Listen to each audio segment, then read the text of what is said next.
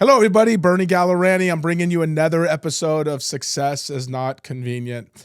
This is a fun one for me because I have a chance to, as I've had several other times, working with my friend here, Miss Eleissa Brown, who thank you for being on the show with me. And we've done, I think this is our third one we've done together, right? Maybe? Is it number three? I think it has been three. Yeah.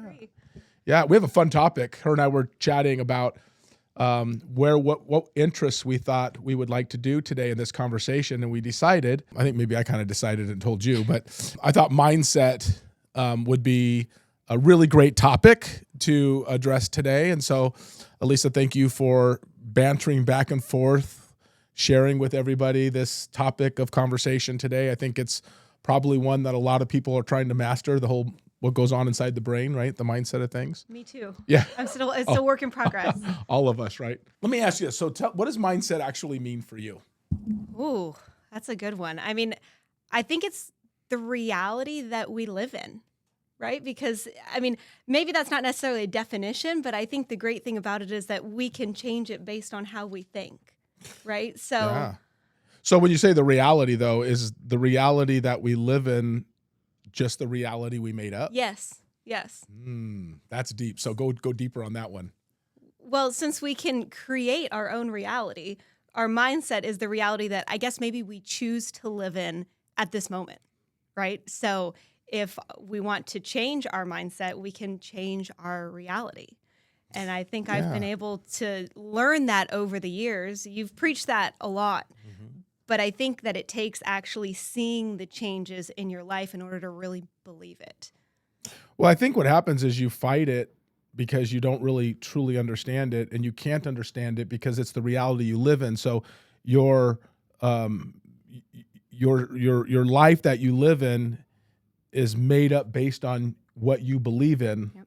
And when you change how you believe or you take action towards things, your life changes. Because I think that's happened to you, right? Yeah. Where let's go back 10 years, because you and I've worked together, coaching together and working together for 10 years. What is something that you used to believe in that, let's just say 10 years ago, 8 years ago, whatever it might be, that you, through working on your mindset, you've realized that that was probably just made up? So many things. I mean, whether it's limitations on, I could never have this type of car. I could never have this level of wealth or opportunity. I could never make this much money. That was just the mindset or the reality that I was living in. And so then when I would hit that milestone and realize, okay, well, now this is my new mindset. This is my new reality. I was then able to assume a new mindset. And then I was able to then grow into yet a new one as I took that next step. So I've been able, especially with the business and the opportunities that we have here, I've been so lucky to be able to see these changes evolve relatively quickly in the last 10 years. I hit these milestone after milestone and realized that I can morph into a different mindset or a different lifestyle based on the opportunities that I have. It's really just what I'm doing. Now, because I've had the pleasure of working with you on a coaching level, there's things where you and I have worked together where I've shared things with you that you may not have fully agreed with at the time. Right? I'm not even saying you agree with me now, but we can talk about that a little bit. But sometimes in coaching, and I'm just going to say me talking with you, but I would say that any coach or any person talking to somebody else, where they say something and you just have this level of doubt, and if you move forward in it, you start seeing clarity in that. So do you feel like when a coach talks to you or someone talks to you and you don't see it, you get resistant to it, right? Yep. But if you don't move towards it at some level, then you can never experience the change. Yep. Fair? Yes. So let's walk through some things, if we can, on what you and I have worked on together. And for those that are watching this video today, Eleissa is our top agent inside of our group. She's a great entrepreneur and a very talented sales agent. But like anybody else, you struggle with changing the way you think about things. Yes. So can you give me an example of something in the last 10 years, you can pick it, where I might have coached you on something, you just didn't see it, you fought it a little bit, finally gave into it after fighting it, because I have a ton of stories that I've had an experience like this too, and then realized that it was just your thinking and it wasn't reality? I mean, there's so many that come to mind, but I think just most, not necessarily recently, but I think the one that really hits top of mind was when you told me to go out and take more listings. I was always of the mindset that I had to control the situation so closely that I didn't have the bandwidth or the ability to take on more listings. And so I had to keep myself small and in this bubble because I could only service a certain amount of people at a high level. And you challenged me to then basically double that. And when you first told me that, I thought, oh my gosh, like there's no way I can do that and still provide exceptional service. Yeah. But I pushed through it, and I just kind of put my head down. And as I've done since the very first day that I met you, I just kind of had that blind faith. And I ended up seeing the value in doing that I was still able to give exceptional service, but also help more people and make more money. Yeah, it's fun too, because you and I have worked together for so long, and I've said to you, it's easier to do more business than it is to do quite a bit less business. And so you've heard me say that before, and you're experiencing how do you, and I think that what you're saying is, how do you increase your level of business, provide the great service that you in your brain decided you wanted to provide? So how do you double and triple that? It almost seems like you're climbing a mountain that can't be climbed. Yeah. But what's fun is seeing all the other people that work inside of our company who are selling, let's just call it, 4 homes a month versus 10 or 12 or 15 homes a month, as you do. And they look at that and go, well, I could never do that. Because I think you were there at one point. I was that person, 100%. Yeah. And so now what's your message to those people? I mean, what kind of stories do you tell, or what kind of coaching do you give them when they start doubting themselves? How do I handle and close 6 or 8 a month when I'm having a challenge with 3 a month? You just have to start. Like, that's all I did. If you would have told me, hey, in 10 years, you're going to sell this amount, I wouldn't have believed you. I mean, you told me that time and time again, but I didn't actually believe you. But I figured, well, I'll just start chipping away and working towards it. And then one day I put my head down. I was swimming, and then I came up for air and realized, where'd all this come from? Yeah, this is cool. And so I think the answer is just to start. Don't overanalyze. How am I going to do this? Or, it's going to be so hard. Like, you just have to take one baby step at a time. And as you've talked about, you stretch the balloon. So every time you hit a new milestone, your balloon or your rubber band has been stretched to a new width. And it doesn't go back. No, it doesn't. So then you realize, okay, that's not so hard. Now let me stretch it a little bit more. And then you're going to come back and you're going to say, okay, that was a little painful. But then you stretch it again and again and again. And then you realize your max is now your minimum. Okay, let's camp out on this for a minute. So you trusted yourself enough to stretch it.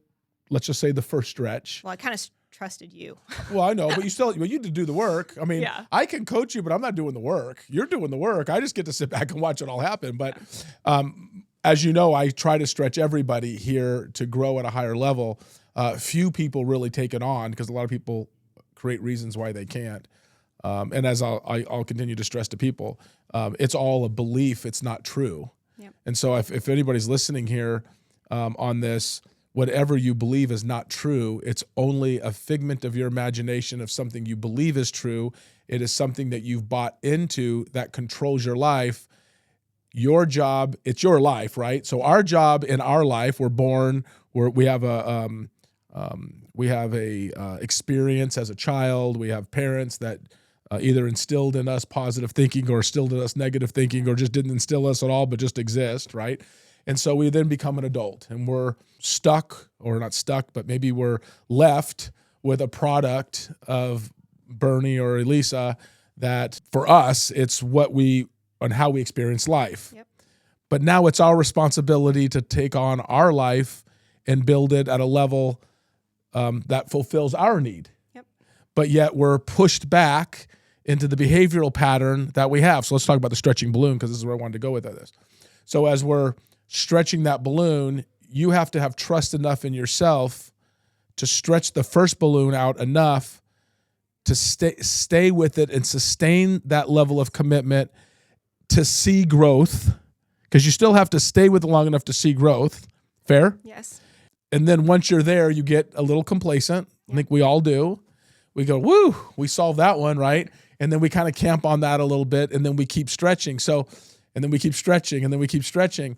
So how much is the not the stretching of the balloon, because that's pretty self-explanatory, but how satisfying is going through the valley of darkness and that stretching to then see the level of success? How much does that fuel you to then keep doing it?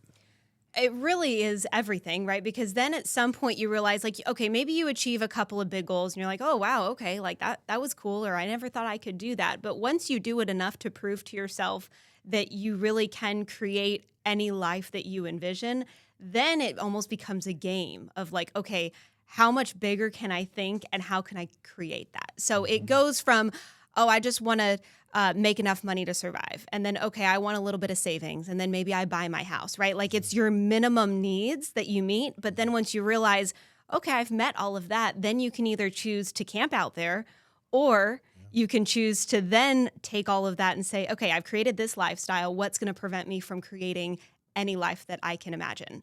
And so I almost look at it like a game now of like, okay, how much bigger can I think now that I know that I can create whatever life I want? Yeah. I love that you said a game. I've done podcasts recently where I always talk about our business is a game for me. Yeah. And it's kind of like you have this board game. You have to take some risks in playing a board game, and you have to have some luck a little bit in the game. You have to roll the dice enough times that your numbers come up, right? But you have to keep rolling the dice enough times. If you roll the dice 10 times, you might only end up with sevens once. But if you roll it 100 times, you might roll, sevens, 20 times. Who knows? And so that's kind of how I look at everything. Is it's just a game.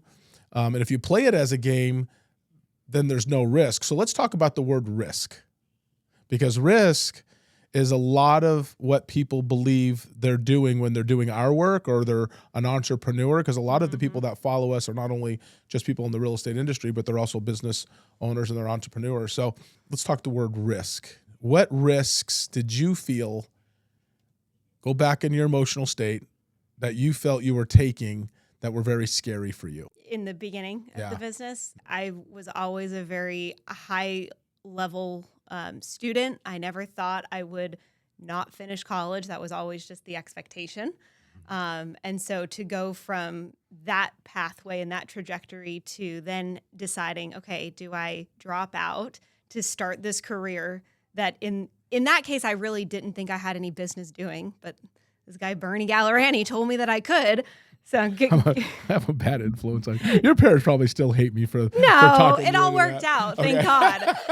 But that to me was a huge risk. Like I was changing the trajectory of my life at that time to try something that I didn't think I had any business doing. But this guy who I met a couple months ago said that I could. So like, okay, sure, like let's try it. So I think the risk there was I was changing my life in a way that I didn't think would be coming down my path, but I did it. And then to try to have the mental strength and capacity to stick to it. Like I made the decision, okay, I'm going to change this trajectory of my life, but then I'm going to stick with it and I'm just going to figure it out. And I remember it was so hard. And there were so many times when I'm like, man, like, I don't think I can do this. This is so hard. But I just knew I didn't have any other option. I quit college. I dropped out. I wasn't going to go back in defeat, so I had to figure it out. And so if you just burn the boats, this business doesn't require any special type of personality or skill. Like if you have tenacity, if you have persistence and you're committed, you can succeed in this business. Well, wouldn't you agree that's any business? Yes. Right? I mean, we're in this business that we're in, so it's what we relate to. But I've found it's so interesting. Before I ever got into real estate, a few years before I got into the business, I used to be in franchise sales. And my job was a salesperson to introduce the franchises in which I represented and then walk people through that process of whether or not they were a fit for the business. But what's really interesting, Eleissa, is I didn't realize then what I see now then. Like when I was experiencing then, I didn't really understand what I was experiencing. Today, being really into mind beliefs and levels of motivation that we have and how we create things and how we stand in our own way, I realized so many of those people that operated these franchises should have never been in these franchises, number one, not because they weren't smart people, but because they didn't have enough in them to take a risk to really have a successful business. So in franchising, you can lean a little bit on franchise name and their system, their operating system, which I think franchises are great. There's nothing wrong with those. I think they're really great opportunities for people. It's kind of like here, right? Where in franchising is a lot like being with us. We have an operating system. We plug you into the system. We call it a plug and play system. And we give you almost every reason that you can succeed and eliminate almost every reason you shouldn't succeed or why you shouldn't fail. And yet we still have a high failure rate as franchise ownership does. And so it's not this, I've realized it's not the system that makes people thrive, because you could have plugged right into this system as others have done and not succeeded at anywhere near the level that you have succeeded. So your mindset and your determination to be successful was so unique that you reaped the benefits of just working hard and following the system. You're very coachable that way. So I'm going to ask you a question, and this could get a little personal, so you decide how you want to answer it. What in your childhood that you experienced do you felt put you in the best position to be who you are now in the business? It's so funny because, like, from an early age, I was always so determined, whether it was like, I remember in math, like I was never the smartest kid, but I was always the most persistent. So we had these things called mad minutes where you had to solve as many math equations in a minute, right? And so I remember I would just sit there for hours and practice and practice and practice. And then when I got into horseback riding, I competitively jumped horses, and I would have every opportunity to ride any horse that I could, and I would just practice. Same thing with volleyball. I would sit there for hours. And so I think what I learned, I don't really know what instilled that in me. My mom was always very competitive, so I think I probably saw her and her tenacity there. But I think just from an early age, it was the persistence and just the willingness to put in the time to master it. Like, I don't think there's ever been something that I was naturally just born to do. I don't have the natural gift of the gab or anything like that, but I've been willing to put in the time to master it or close to it. And I think that's what's made me successful. You know what's fun about coaching you is, because I get to coach a lot of people, and to hear your response on things, to hear other people's response. If I had $1 for everyone that told me, yeah, I know that. And it's fun because I'm like, the first mindset problem you have is that you think you've already know the information, but yet you're not putting any of the effort. What I love about you is you've never really shared any of that with me. You'll share problems that you're dealing with, and we work on solving those problems. And at the end, you're always like, you know what, that's been really great because I didn't think of it that way, or I need to maneuver myself that way. And so what makes you so unique is your ability to take coaching, be confident in yourself that you're not that you're not going to have issues pushing the balloon further out, because you're going to struggle in those areas. I think we all would, but your tenacity level. And so, yeah, maybe you did have a natural ability, but something stemmed from, because your father was self-employed, Yes. correct? So you saw entrepreneurship within your family there. You saw your dad and your mom probably work really hard. So work ethic, was that instilled in you, do you think, at a young age? It absolutely was, yeah. And I think, I saw both of them grow businesses and things like that. And so I definitely think that helped with it. But yeah, there's something in there that just is very, I'll never let anything go. Like if I want to do it, I'll figure it out. I don't always know how, but I'll figure it out. So is there anything in that, we're not blaming parents here, guys. We're not blaming parents. So don't get mad if you're like, oh, my dad was great, mom was great. Perfect. I love that. You're still influenced by how you were raised. Oh, yeah. So was there anything in there that you can recall where you think you developed some sort of hang up in your personality or in your life? That's because I try to always work on, where did I get that from? Yeah. Where did that come from? Right. I was trying, and I've actually over the last probably 5 or 6 years have asked myself that question pretty regularly. I wonder where that came from. And I've learned to identify where those things came from within my childhood, so that if I can seek the root of it, if I love it, I'll keep it and flourish off it. And if I don't like it, I have to seek that and try to kill that part of it, right? Because or change your mindset. It doesn't serve around me. it. Yeah, change. That's what it is change my mindset because it doesn't serve me very well. Is there anything in your life where you look at it and go, that really doesn't serve me well, and so I've had to go down deep and deal with that issue so I can become a better version of you?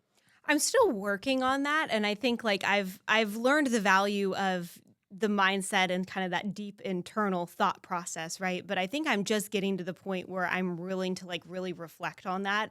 It's funny because I have a 2-year-old goddaughter who I know I talk about a lot, and I see all these videos of like, praise them, but don't praise them too much or else they become dependent on you, or, tell them good job, but don't do it too much. And so I think I've realized that as a parent, you're going to mess them up anyways. Yeah. But so I think that all of us we can take a positive situation and almost have spun it into a negative connotation.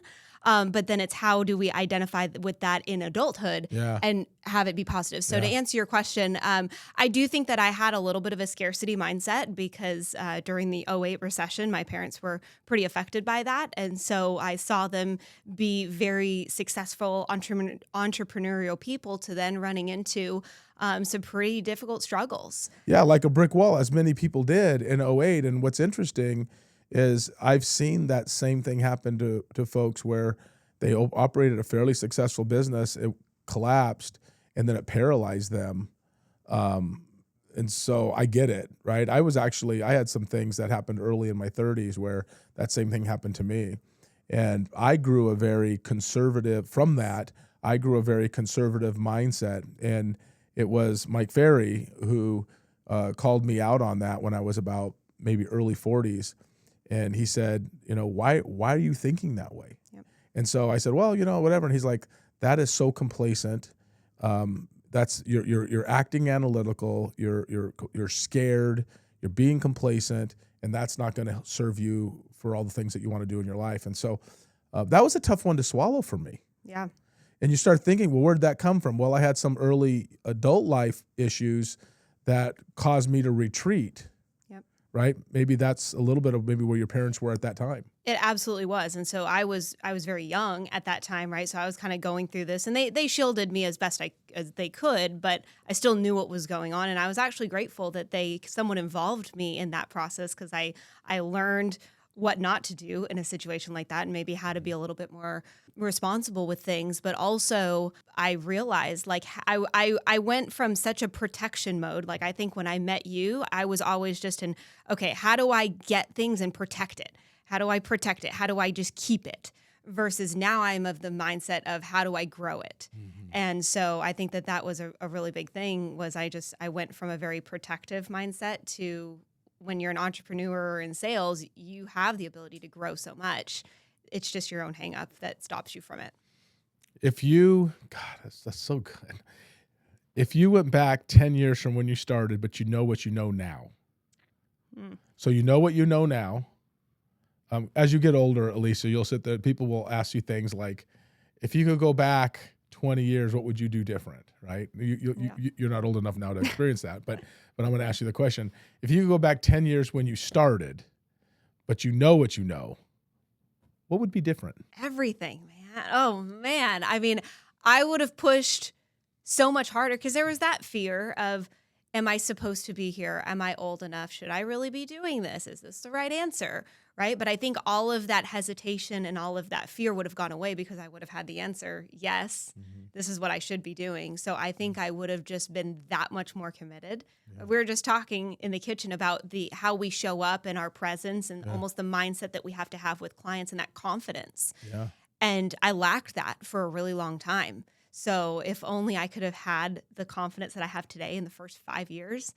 Oh my gosh. I think you were 20 when you started with us? I mean, I remember the concerns I had with you at 20, and even my mindset towards that probably wasn't very good, because I had worked with other folks that were young, and I saw something unique in you. So I think I wasn't so concerned about you, but I had concerns about young people at that time. And the challenge, and my coach, in talking with my coach at that time about you, and he says, well, it's going to be how she perceives herself, is what he told me.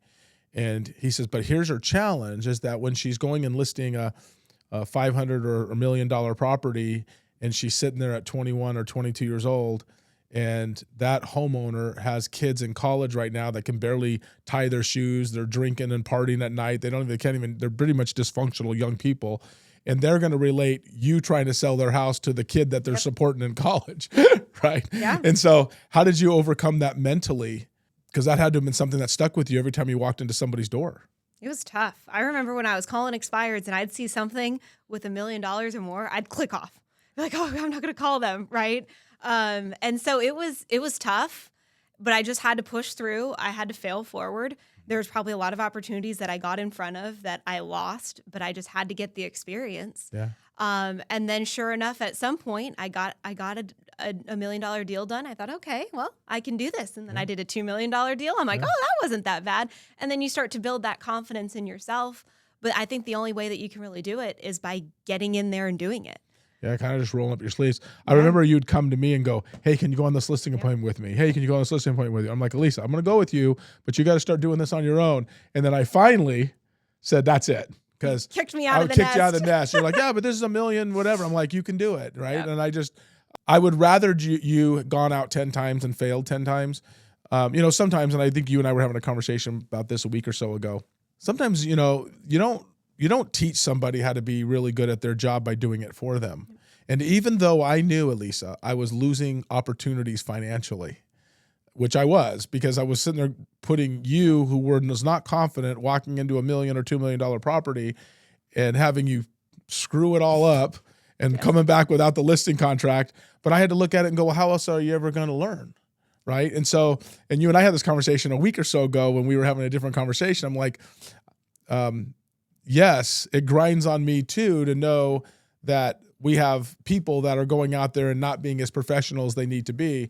But how can I help somebody mentally if I'm doing everything for them? And how do they grow? And so I would just say that I always had that feeling about you, is that if we don't go through hard stuff, I think we have a society today where I totally believe this, that we have a society today that is pretty much dysfunctional because of the way kids were being raised or are being raised. And then you have this crazy world that we live in today, and no one really has hardly anybody has a good work ethic. They have negative mindsets. It's easy and it's instant. It's easy. Well, we live in that world, right? Yep. You want food delivered, you can just call Uber Eats, or if you want to, I love Amazon, so I'm not going to knock anything about Amazon. It's like, give me Amazon or give me death kind of a thing, right? I love Amazon. 2-hour delivery. Boom, it's there. I love when it says to you, hey, would you like to add anything else to today's order that's going to be delivered? It's like, and it's really funny. I always say to people, if it isn't on Amazon, I don't buy it anywhere else, because I'll do without if it's not on Amazon, right? But this is the world we live in today. Right. And I think about like the world I lived in when I was first starting out in real estate, and I was having to hand dial all those phone numbers, those expireds and buy owners. Now today they have double line and triple line and quadruple line and 8 numbers at a time. And it's like so many phone calls are going on through automated systems. And yet you still can't get an agent to wrap around their mind to get on the phone and call people. Yep. Right. So, and because I pushed that pretty hard on you. I pushed prospecting, lead gen constantly on you. Did it ever grind on you mentally? Did you ever get to a point where you're just like, this is just ridiculous? Yeah. I mean, it's tough, because it is like, it's emotional, whether it's prospecting or whether it's getting in front of clients and losing the opportunity. Like it is mentally challenging to have to be rejected and know, okay, I wasn't good enough for that. Then you can choose to either take defeat or learn from it and grow. And so, but prospecting, it's like on steroids, because like you're defeat, and then like, oh, okay, finally a win. But like I had to call 50 people in order to get there. So I'd say prospecting, that's the tough thing about it. But when you start to win, it's very rewarding. So how much of that defeat, let's go with the mental side of being defeated while lead generating. Mm-hmm. So for those that are listening, lead generating is prospecting for clients and opportunities to help a buyer or seller buy or sell houses. So you get on the phone, you get rejected, and you think it's them that's rejecting you, right? Yeah, sometimes. Is it? No. What is it? It's them not being ready at that time, but also how much of are they rejecting you because of what you're putting off too? I learned that valuable lesson that, I was putting off a certain lack of confidence So then they were almost rejecting that. And so I think it's twofold, right? Is it just no right now? And also, what am I doing to maybe get that response? Well, maybe also because this is a really mental side of this game where people think that they're being rejected all the time. And believe they're rejecting you more because you're not as skilled. Mm-hmm. Is that fair? Yes. So you don't really know what to say or have the ability to keep the conversation going where you're ultimately through good questions changing their perception of you. Yep. Right? I had an NLP coach once, and he used to say, you're talking to somebody that's typically in a different tribe. Mm. And so you have two tribes. You're in one tribe, they're in the other. And so how do you get them to accept you? It's not you accepting them. It's them accepting you because they're the only ones that matter. Yep. But when we prospect and we are who we are, meaning if I bring Bernie to the phone and I don't bring an empathetic, understanding, repeating and approving and making the answers they give be the right answer. Mm-hmm. If I make them wrong in any way, if I don't have empathy and understanding, then I'm not bringing them towards me. Right. So the more I agree with them, the more I bring them towards me. Most people don't stay in it long enough to learn the skill that causes those appointments to be hardly any appointments at all to an abundance amount of appointments, which is where you are now. So what's the mental side of you staying sustained in the process, getting rejected, little glimpse of call me next week, getting rejected, call me back, getting rejected. It's just constant. Yeah. How do you keep going? Was it that you saw other people having success that allowed you to do? What was that for you?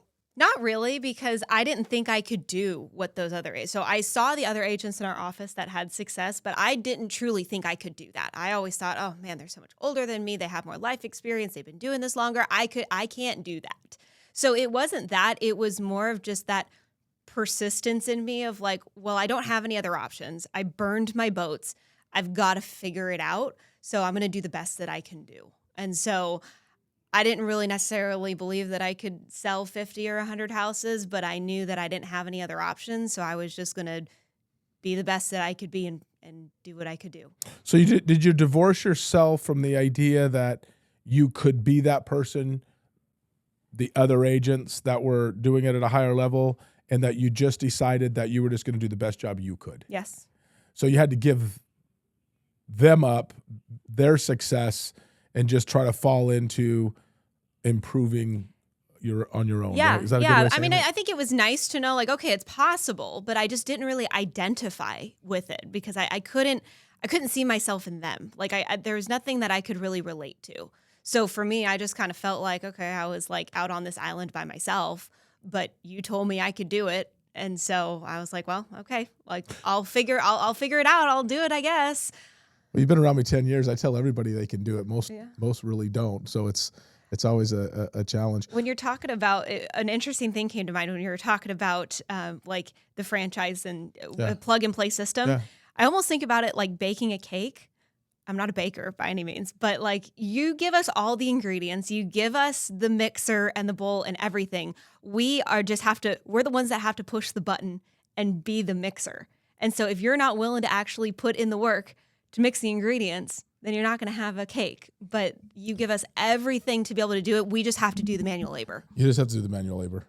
Yeah. Have I made it too easy, do you think? I don't know. Maybe. Yeah. Maybe. Well, I've had to make it that easy because it's so challenging. And I've had these conversations. I was having actually a conversation like this morning with somebody in the gym.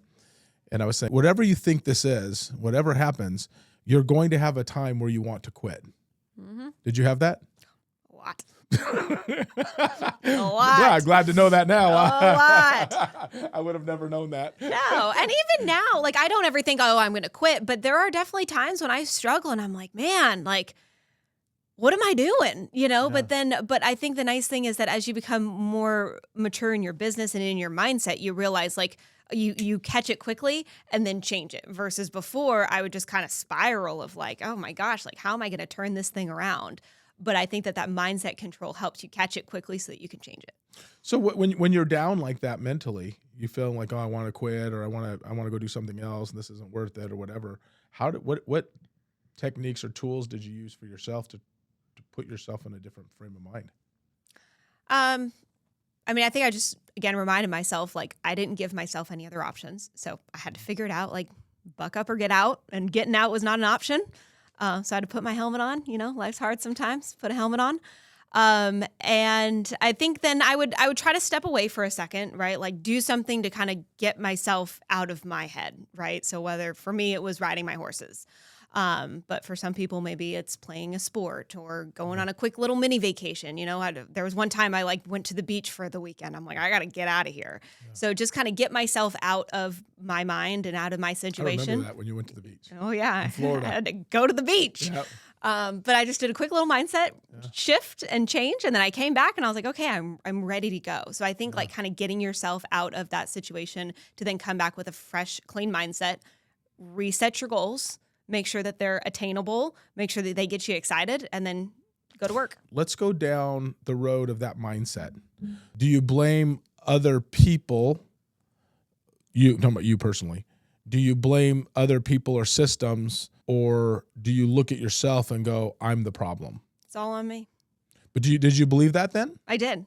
Yeah. It's always on me. Now, that doesn't mean that I couldn't be frustrated at a situation or a client or another agent or something, right? Like, yes, there's always those frustrations, but at the end of the day, it's always on me, whether it's someone else's fault or mine, because I'm the only person that I can control. So if it's on me, then I can control it and I can change it. Why do some people blame other things other than themselves? Like, because you have a really strong mindset, so I appreciate you saying I blame me, because I have to blame me too every time something doesn't go right. I always blame me. But that's also gives us room to grow when we blame ourselves, because we can control it, right? So you blame you go back, you have some time to yourself. What kind of reflection goes on inside your brain? Because you go on this trip to the beach. I know you probably have had other things too, but you go on this trip to the beach and you pity yourself a little bit. You're kind of down and out. You're like, shoot, this is harder than I thought. Oh, I don't know if I really like this. And you start all these crazy things that go inside your brain. You go lay on the beach. What do you tell yourself? You kind of go through almost like the 5 stages of grief, but maybe in a little mini version, you know, but you go through the anger, you go through the sadness, you go through the depression and the, wondering what your other options are. And then I just kind of remind myself with clients, we always talk about going back to motivation.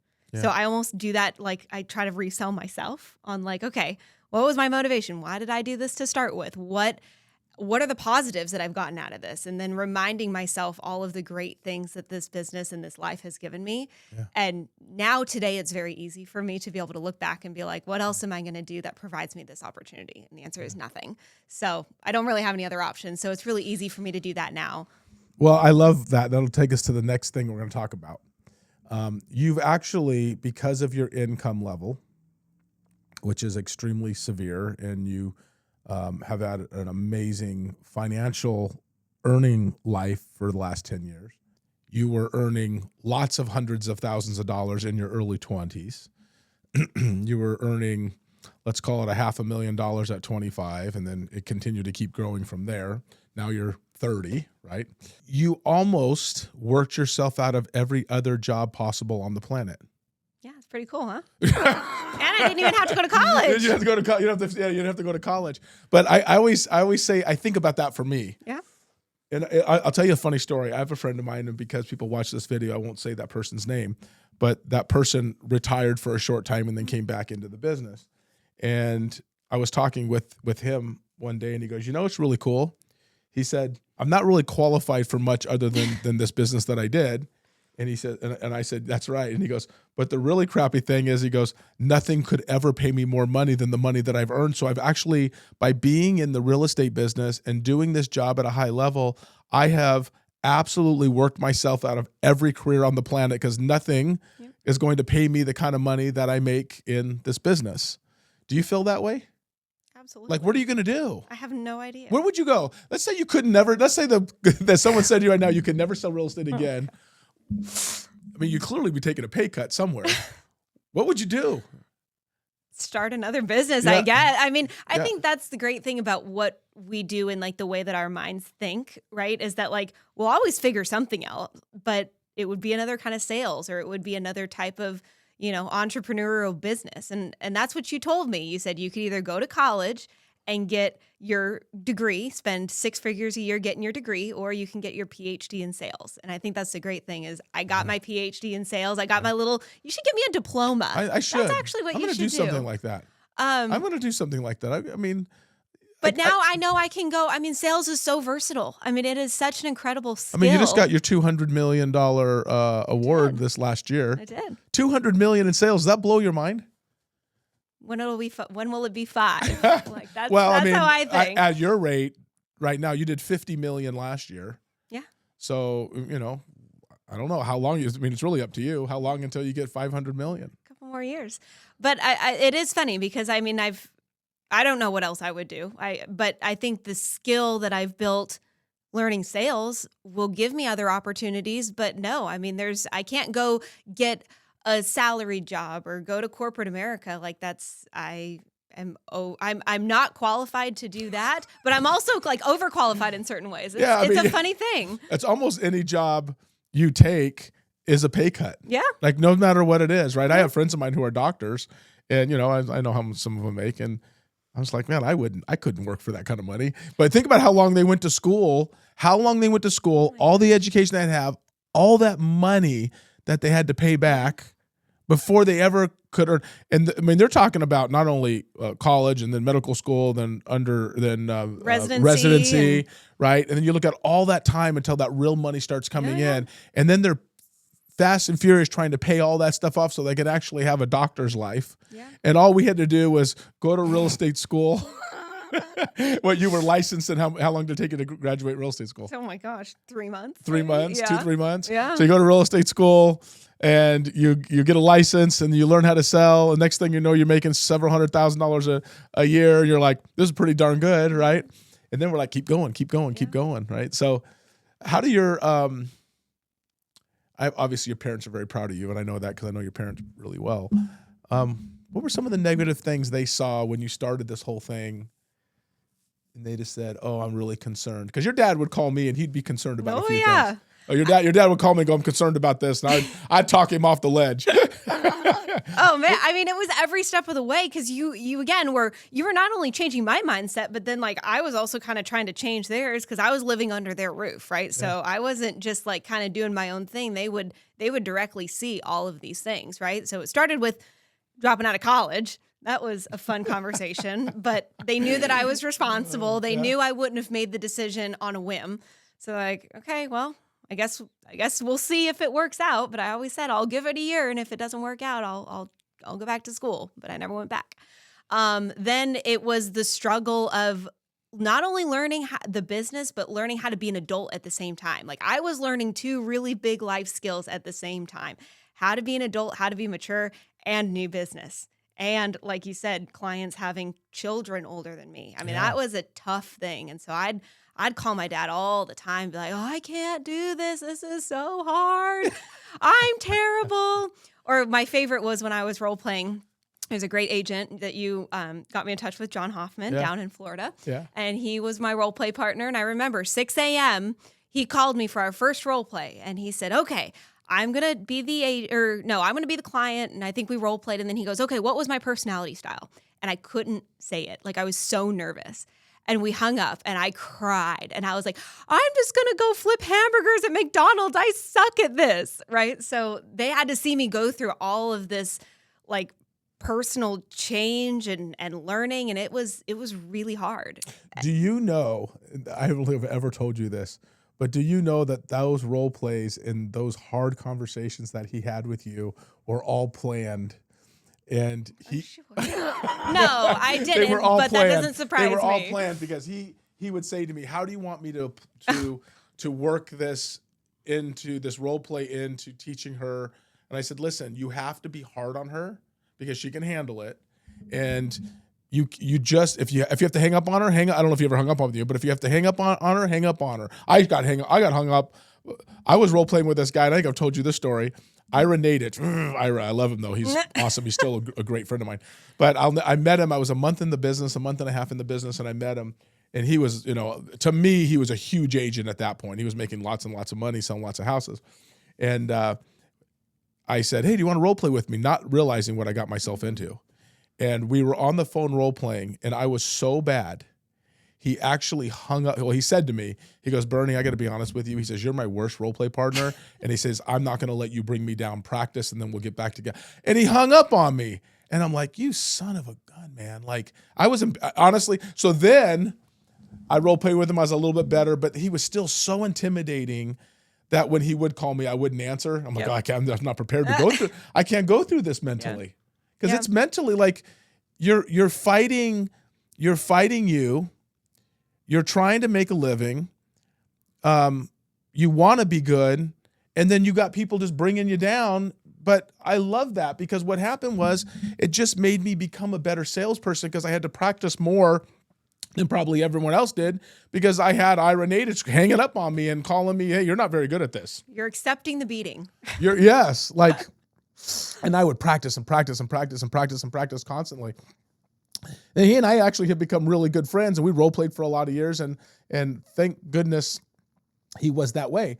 But we always talk about the mindset. How do you continually take on these people like John Hoffman, as you just mentioned, continue to get on those phones with those people? You're getting the living crap beat out of you every day on the phones calling people, and then you get a role play partner, and they're worse than the people you talk to on the phone. How does that resonate in your head? I think looking back now, I realized that it was the best thing for me because it expedited this curve, right? Like you think like, okay, I start here and I need to be here. Am I going to do this real slow or am I going to do this? And I think the way that you expedite it is by having those harder conversations quicker because then you learn. And I remember he would tell me, okay, say this. And then I'd like literally write it down verbatim and I'd re-say it. And he's like, no, that's not the way that you say it. It's like this. And it was just, no. And then finally you'd get it. Cause it's not what you say, it's how you say it, but it's learning all of the nuances that the pros have. And so to have the exposure to those people was so invaluable. I mean, most people don't get that. But I had the ability to be able to talk with those types of people very early on. So I was very grateful for that. But I think looking back, knowing that it got me there that much quicker, but in the middle of it, man, it's tough. It's tough, but you just have to know that's the only way to success. Like they have that success and they're pouring that onto you. Soak it up. Yeah. I think I've shared stories with you before where I had gone through these really low times in my life where same as you, same emotional working on my disconnection to what I was doing and not only was I working on a disconnection, but I was trying to create an alliance to others that were within coaching where I'm like, oh, this is not good. I don't like this, whatever. And I was I was making myself feel good because I was expressing my negative thoughts to other people and trying to create an alliance in that way.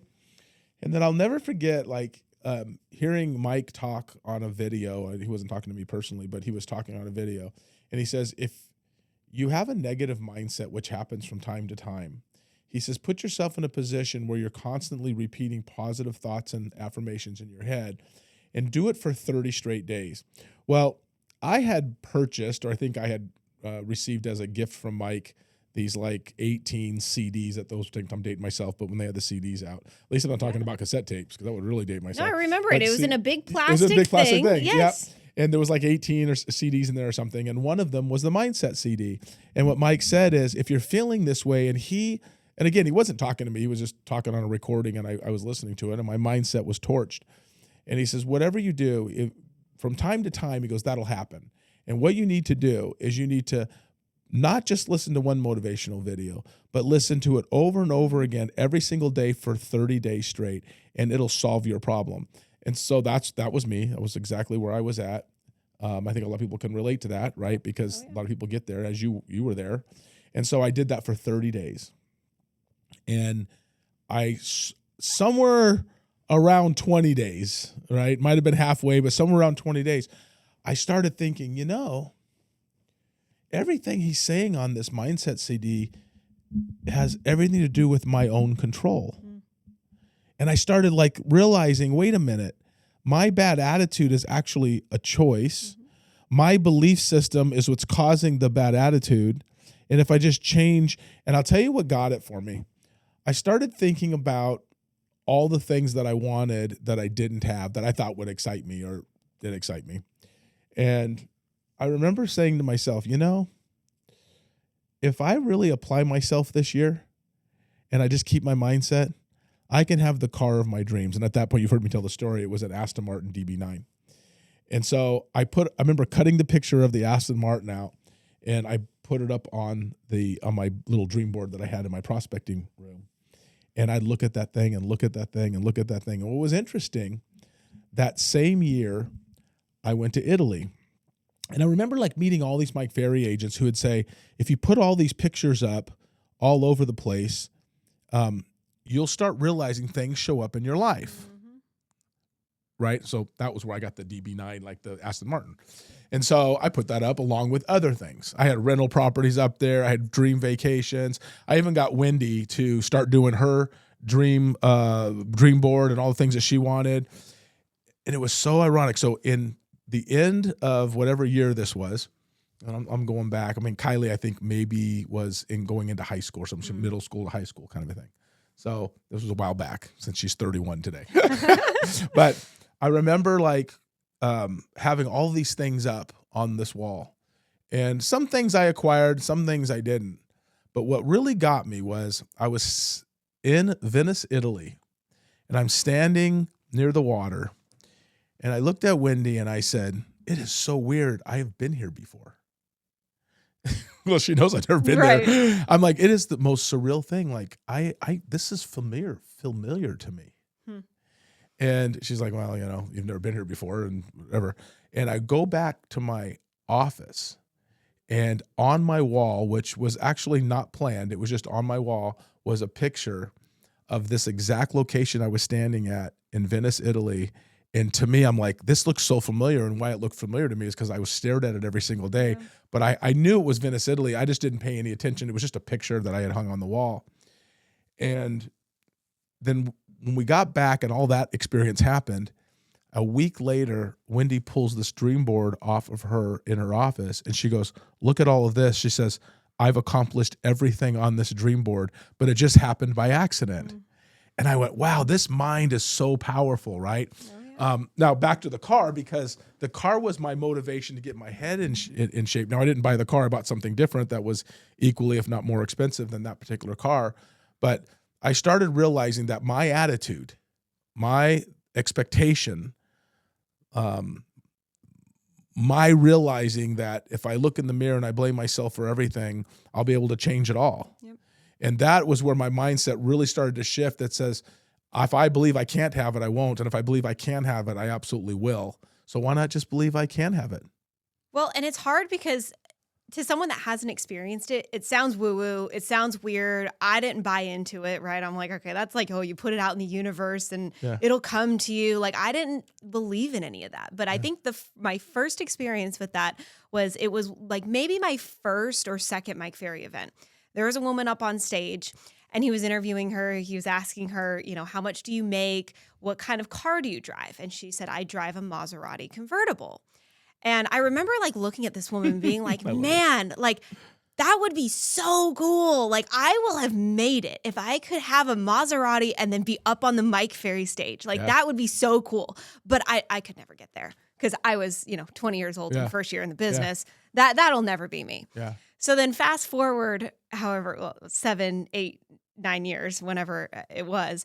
So I'm shopping for a new car, and I'm like, you know what?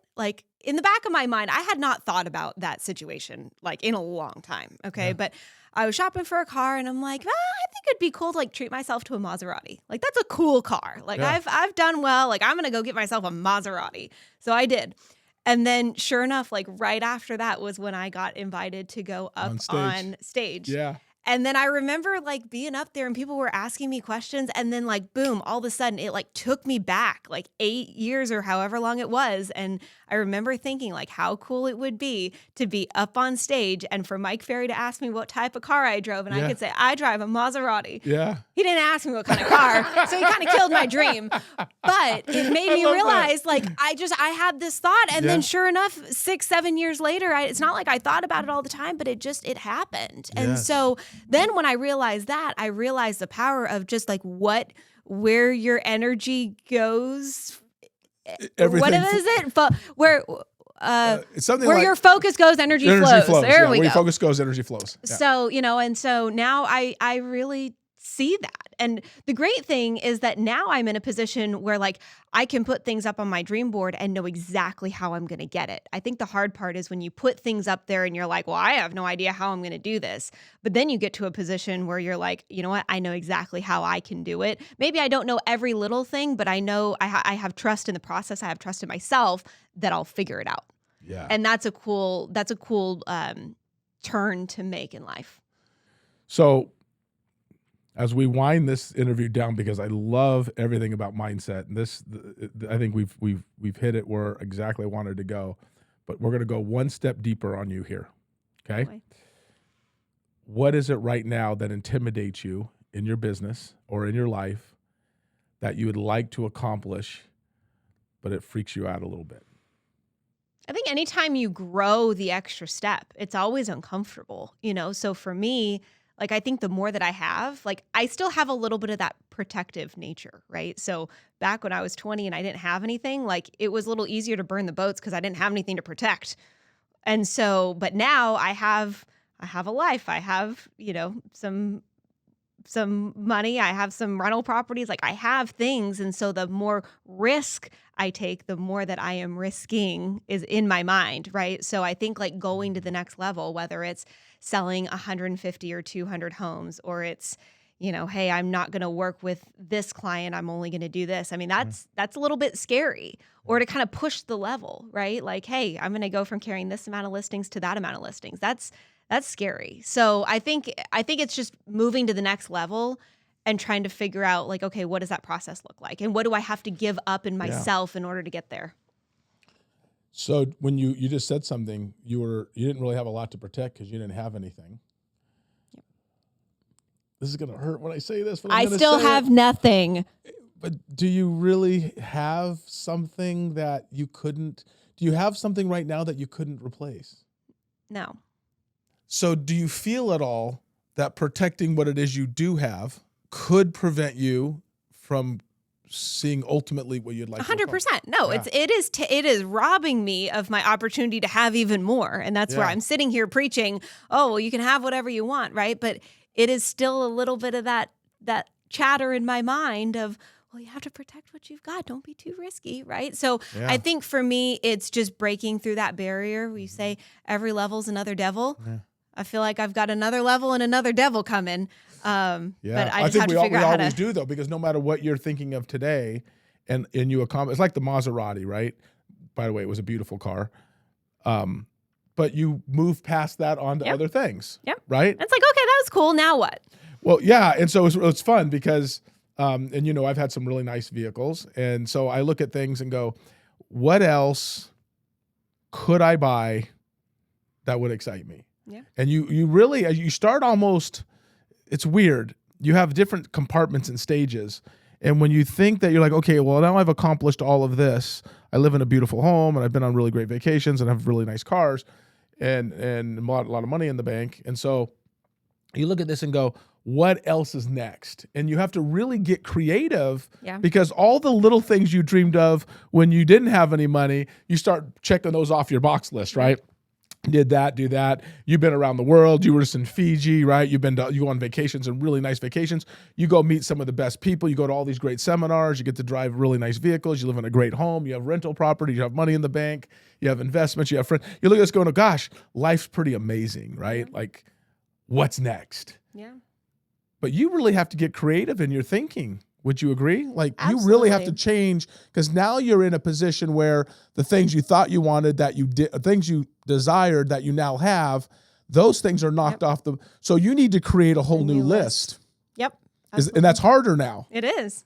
Yeah, it's harder now. And so, gosh, that is so great. But there's always a whole nother lifestyle. And that's what it's like. I think it's really cool in the world of social media is that the availability to information is so abundant. So it's like you can then go look at how the 1% live, right? Like, okay, well, they only fly private. Or I saw some video with the Kardashians and she was like, when's the last time you went to the grocery store? And she goes, well, I don't know, like 15 years ago, So it's like, how can I get to that point where like, I don't have to go to the grocery store for 15 years, Or like, oh, I haven't been in the nail salon in 10 years because they come to me. So it's like, I think that it's really cool because you can get insights on this lifestyle that otherwise was inaccessible. So you can envision more than you could even 10, 15 years ago. So yeah, I have a friend of mine, Sarah, who lives up in the DC area, and I went to her house. I was in a mastermind event, went to her house, and she introduced me to her house manager. Mm-hmm. I'm like, what does a house manager do? She goes, well, they manage the house. I'm like, well, what does that mean? She goes, well, all the groceries show up in, the bill paying. She organizes like all the people that come, the house cleaners and landscapers and that she's the house manager. I'm like, I need a house manager. I never thought about having a house manager, you know. But talk about risk. I asked Mike Ferry a few years ago what his risk tolerance was. And at that point, he was like, I think in his late 70s. And he says, well, I think he was 78. He says, at 78, my risk tolerance is a lot less than it used to be. He says, but if I was 65, I would gamble it all. He goes, I would roll the dice on all of it to try to go to the next level. Okay. Well, I'm only 30, so let's go to Vegas. Yeah, no, that's my point. I was thinking, well, at that point, I think, because I'm 59 today, so I was probably 56 or 57 when I asked him that question. And I'm thinking, he said 65, and I'm sitting there going, I'm trying to protect, I'm trying to protect. And what was really funny when I asked him, as he and I were coaching together, and I was kind of complaining about my business not growing in the way it should. And he's like, well, have you done this and this and this, like you did when you first started? And I'm like, no. And he says, well, there's nothing wrong with where you're at. He goes, but why do you expect to grow when you're not rolling the dice on any game? You're not gambling anything. You're just surviving. And I'm like, yes, that's exactly right. He goes, nothing wrong because you've had a really great life. And Eleissa, you've had a really great life. But it's not inspiring unless you go to the next level. Well, and that's the thing. For you, for me, I'm inspired. But for you, you're like, yeah, there are other things I want. Well, I think about the years that I've had the biggest exponential growth. Like, okay, maybe I look back, I'm like, oh, I could never survive on what I made there. But the years that I actually grew the most were my first year in the business when I burned all the boats and I learned this business. I took a really big risk dropping out of college. That was like my first big life risk. And boom, I went from making $200 a week to I made six figures my first year. I think I paid you $250. Okay. Sorry. Something like that. I think I paid you $250. Don't shortchange something like that. Part-time. Maybe it was $200. I don't know. But like going from that to $100,000, that's a big deal. That was a big jump. And then the next time was I doubled my income the year that I bought my house. That was a huge risk. I put the most amount of money I'd ever spent on anything in my life, any cash, and I dumped it into that property. It was super uncomfortable, but then boom, my income doubled. And so I realized that the biggest growth and the biggest jumps I've had in my life are the times when I was willing to take the risk. Yeah. And so I love that. I need to stop being a wimp. What came to my mind was when you drove that Jeep into our parking lot and you were so analytical and you're like, I want to buy it. I don't know. And I think your payment may have increased by $100 like or 50 or $100. It wasn't a lot. It was very little actually. And you were driving this Camaro. You weren't really making a whole bunch of money. I was paying you $200 or $250 a week or whatever I was paying. Yeah, I think my payment was like a 1 week salary because I remember I'd take my first week's salary and I'd pay my car. And then I'd take the second week's salary and go shopping for new clothes because I didn't have any clothes. So I would go to Marshall's. Yeah. And then the other 2 weeks was savings. So you had a plan. I did. That was good. But I remember you pulled in the parking lot. I don't think you had the full-on big, filling, fuzzy, and warm with your dad because I don't think he didn't really want you to spend the extra money. And I sat in the car and I looked at him like, this is great. And you said, well, what do you think? I said, do you like it? And you said, yep. I said, can you afford it? And you said, yep. I'm like, I don't have any issues with it. You love it. Just do it. Right? Now you think about that Jeep that you had and to where you are today. Yeah. Right? And it's fun to connect the dots. And the last thing I guess I can say in all of this is I heard the best thing, and I think it might have been from Fahad Assad out in Florida, out in Naples. And she was talking about her success, and Mike was interviewing her, and I love what she said. She says, the best way to really get happy about your business is looking back and connecting the dots from where you started and looking at all the tough times that you went through and all of the tears and the flights to Florida to sit on the beach and all the frustrations that you have. You have to go through all of those things to experience the life you have today. And then, Eleissa, you have to repeat those emotions again. Yeah. But here's the difference. You now believe in you. Yeah. Before you were trying to test who you really were and find out who you were. And now you know who you are. And anytime you go through any of those emotions, you're like, this is just part of the step. Yep. And that's where I am today. Like, I put myself in some uncomfortable situations around here with the company. And I always tell myself, I've been through this 100 times. I'm feeling a little vulnerable. I'm feeling a little bit nervous. God, I'm risking a few things. But gosh, I've done this so many other times. I know this is just a season. Trust the process. Similar feeling? Yep, absolutely. Love it. Well, thank you for being a great coaching client. Number two is thank you for making the decision. I've always said to everybody that Elisa's my anomaly in that I get to coach somebody who really works hard, tries hard, and you've become such an inspiration for everybody in here. And so continue to keep doing all those great things and never, never, never stop being uncomfortable, because that's where growth comes from. Well, thank you. I appreciate your time, and thanks for believing in me. You're the best. If you guys have any questions for Eleissa, feel free to give us some any comments or notes below. Hit our like button and our subscribe button. We want to continue to keep bringing all these things. Hope you guys have enjoyed it. If you have any thoughts, let us know. We'd love to answer them all for you. And again, any topics and ideas. Some of you guys have given me some really great topic ideas, and so thank you for that. And I've recorded those. So if you guys have any thoughts or ideas on those, we'd love to hear them. Everybody have a great day.